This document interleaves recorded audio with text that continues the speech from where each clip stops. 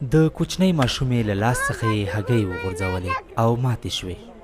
دغې ماشومې هګۍ له کوره راوړې وې تر څو د ځان لپاره کتابچه پرې واخلي او زده کړې پکې وکړي.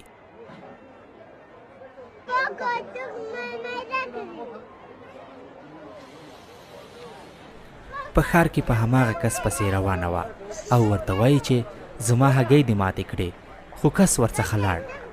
په لاره کې له ځان سره وایي چې کتابچه پرې اخلم، پیسې راکړه.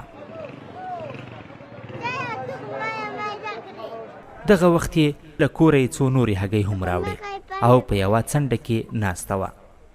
ماشومه غږ کوي، هګۍ په 5، هګۍ په 5.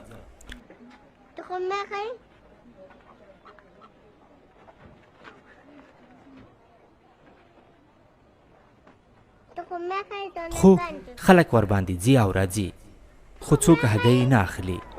دغه وخت موچي یا چپل ګنډونکي ته ورځي، هغه ورته وایي نه یې اخلم. بل ځای د یو صراف چې پیسې بدلوي ورغله، ورته وایي هګۍ اخلی، خو دوی د کوچنۍ ماشومې په وړو خبرو غوږ هم نه ګروي. بیا یې ورته وویل کتابچه پرې اخلم، هګۍ واخلی.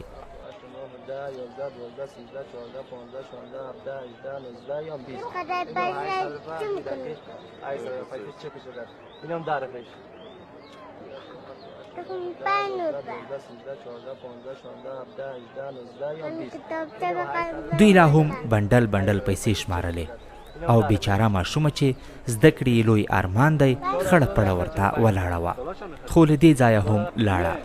بل ځای کس ته ودرېده، دانه 5 روپۍ، خو دغه کس وویل هګۍ نه اخلم.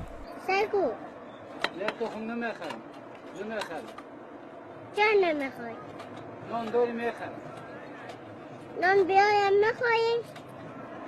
نان بیارم میخرم. چند بیا؟ ماشومې ورته وویل ډوډۍ اخلې؟ ده ورته وویل هو اخلم یې. کوچنۍ ماشومه پردي کور ته لاړه.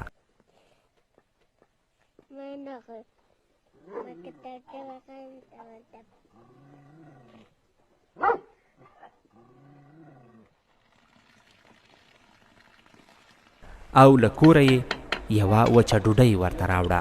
پخ له ماشومې ډوډۍ واخیسته او 10 افغانۍ یې ماشومې ته ورکړې. ماشومه ډیره خوښه شوه او په منډه منډه د دوکانونو خواته لاړه.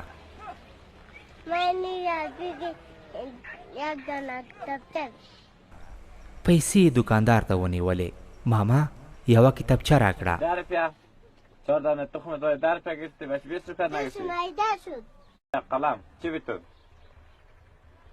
کتابچه.